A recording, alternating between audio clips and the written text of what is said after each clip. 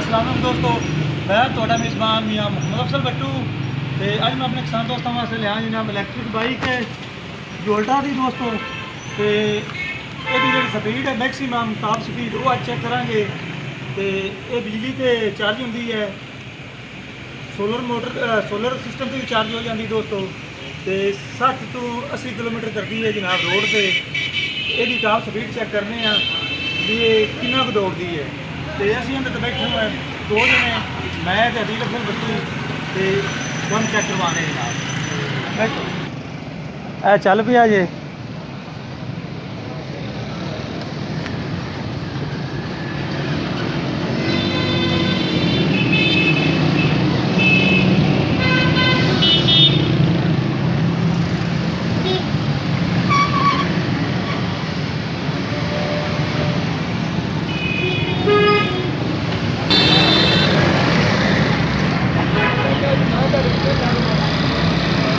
दोस्तों चेक कर लो जनाब,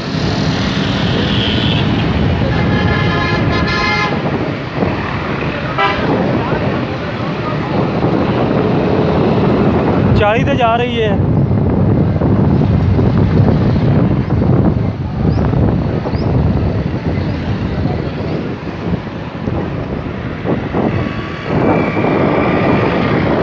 ती 40 दोस्तों 40 ਤੇ ਪਹੁੰਚ ਗਿਆ ਜੀ।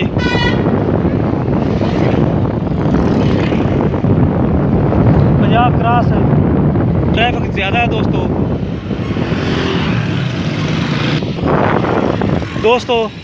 रश होने के बावजूद जनाब इसकी टॉप स्पीड तुहानू चेक करान लगे जी। चेक करो 40 ते पहुँच गई है सर। 50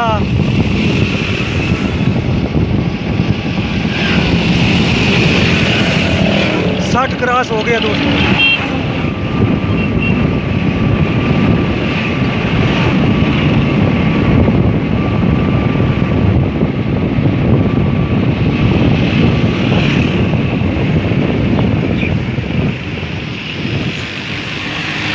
दोस्तों 60 तो 65 किलोमीटर जनाब, 60 तो 65 किलोमीटर की स्पीड तो गई है।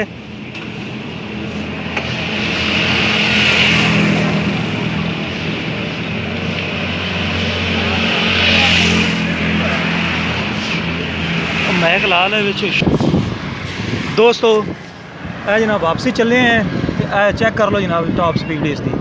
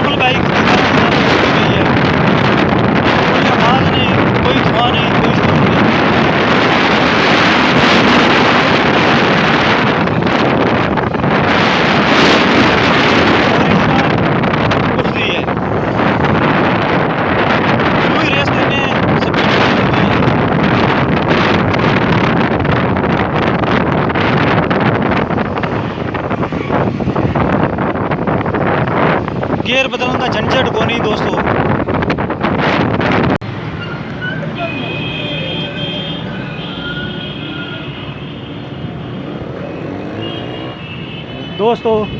असी जनाब वापस आ गए हैं तो टॉप स्पीड तो चेक कराई है जनाब 65 तो 70 किलोमीटर ईजी।